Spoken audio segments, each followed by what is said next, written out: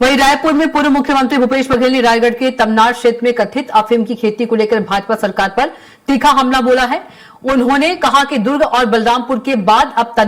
तमनार में भी अफीम खेती की जानकारी सामने आई है, जो प्रदेश को नशे की ओर धकेलने का संकेत है। वहीं इस पर उप मुख्यमंत्री अरुण साव ने पलटवार करते हुए कहा कि दुर्ग में अफीम की खेती मिलने के बाद मुख्यमंत्री विष्णुदेव साय ने पूरे प्रदेश भर में जांच के आदेश दिए हैं और कार्रवाई भी की जा रही है, जिसके बाद और भी मामले सामने आए। रही बात कांग्रेस के आरोप की, तो ये कांग्रेस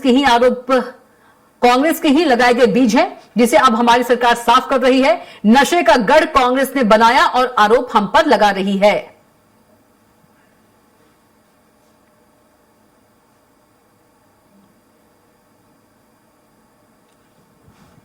सर, एक मूवी है सर, करके उसमें बताया गया कि जब से मोदी सरकार आई है तब से और फार्म हाउस के बीचों बीच 20 एकड़ जमीन में अफीम की खेती वो कर रहे थे, और जैसे मैंने मीडिया के माध्यम से बात कही, तुरंत बुलडोजर लेके उसको नष्ट कर दिया गया। लगातार एक एक करके अफीम की खेती सामने आते जा रहा है और पूरे ये 2 वर्षों में ये अफीम की खेती में बड़ी तेजी आई है।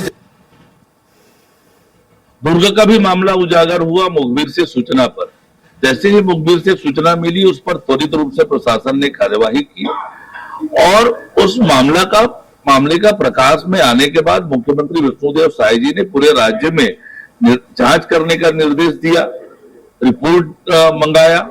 और उस जांच के दौरान जहां जहां पर भी इस प्रकार की बातें आ रही है, कठोर कार्यवाही हो रही है। जहां तक कांग्रेस के आरोप का सवाल है,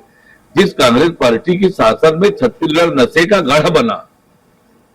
तो वो इस प्रकार की बात कहें, और ये जो अफीम के पौधे निकल रहे हैं, ये उन्हीं के लगाए हुए बीज के पौधे हैं, जिस पर विष्णुदेव साय जी की सरकार कार्यवाही कर रही है। नशे के किसी अवैध कारोबार को विष्णुदेव साय की सरकार में कोई छूट नहीं होगी और उस पर कठोर कार्रवाई होगी, मजबूत कार्रवाई होगी।